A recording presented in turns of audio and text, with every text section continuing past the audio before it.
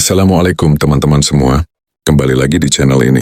Baru-baru ini banyak beredar narasi yang menyebut bahwa kodifikasi Al-Quran pada masa Khalifah Utsman bin Affan hanyalah proyek politik Quraisy. Bahkan, ada yang menuduh sahabat besar seperti Abdullah bin Mas'ud menolak sebagian surah dalam Al-Quran. Apakah benar demikian? Ataukah ini hanya salah paham sejarah yang terus diulang-ulang?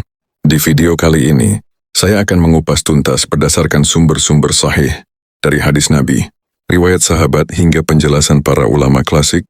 Mari kita bongkar kebenaran sebenarnya tentang Mushaf Utsmani dan bantahan terhadap tuduhan-tuduhan yang menyesatkan tersebut, terutama yang selalu digoreng oleh channel Sudrun Gugat. Pertama, memang benar yang Anda katakan. Kodifikasi Al-Quran terjadi setelah wafat Nabi Muhammad. Pada masa Abu Bakar, mushaf dikumpulkan pertama kali, karena banyak penghafal Quran yang gugur di Perang Yamamah.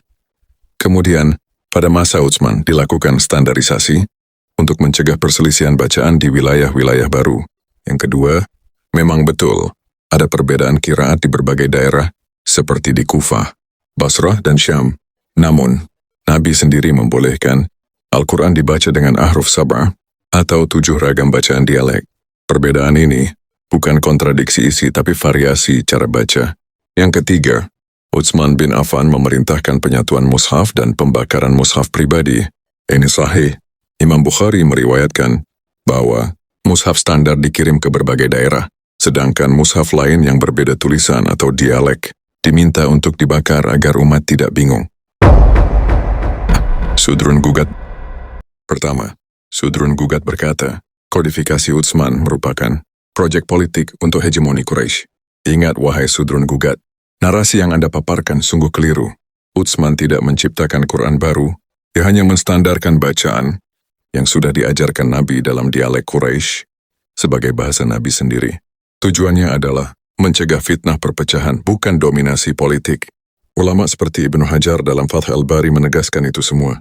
Kedua, Sudrun Gugat berkata, Ibnu Mas'ud menolak mushaf Utsmani, bahkan tidak mengakui Al-Fatihah, Al-Falaq, dan An-Nas. Benarkah yang dinarasikan oleh Sudrun Gugat tersebut? Jawabannya adalah salah besar. Ingat Bung, semua riwayat sahih menunjukkan Ibnu Mas'ud mengimani Al-Quran 30 juz, 114 surah, sebagaimana mushaf Al-Quran hari ini. Dan perlu Anda ketahui di sini, riwayat tentang tidak mencantumkan Al-Fatihah dan Mu'awwidzatain, yaitu Al-Falaq dan An-Nas dalam mushafnya, bukan karena beliau mengingkari, tetapi karena semua sahabat sepakat surah itu bagian dari Al-Quran. Para ulama menjelaskan, Ibnu Mas'ud tidak menuliskannya karena menurut beliau itu sudah terlalu ma'ruf, sehingga tak perlu ditulis. Silahkan Anda lihat Imam An-Nawawi Al-Tibyan dan Al-Qurtubi dalam tafsirnya. Bahkan, Ibnu Mas'ud berkata, barang siapa membaca selain dengan qiraat ini, maka ia telah salah. Ini ada dalam riwayat Bukhari. Ini menunjukkan akhirnya beliau mengikuti mushaf Utsmani.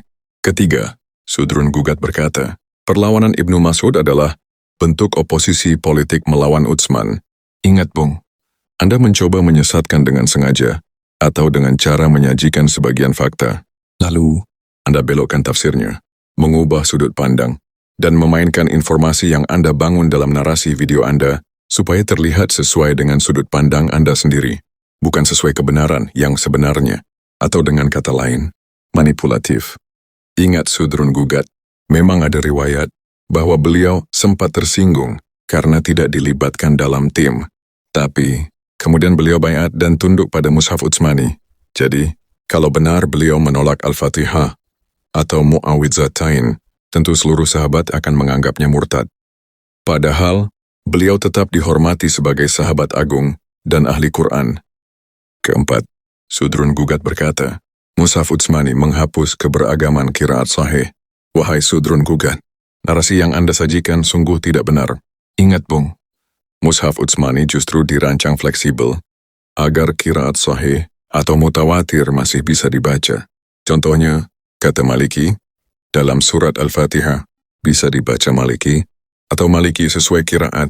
Jadi, Utsman hanya menutup pintu bagi bacaan-bacaan yang tidak sahih, bukan memusnahkan qiraat.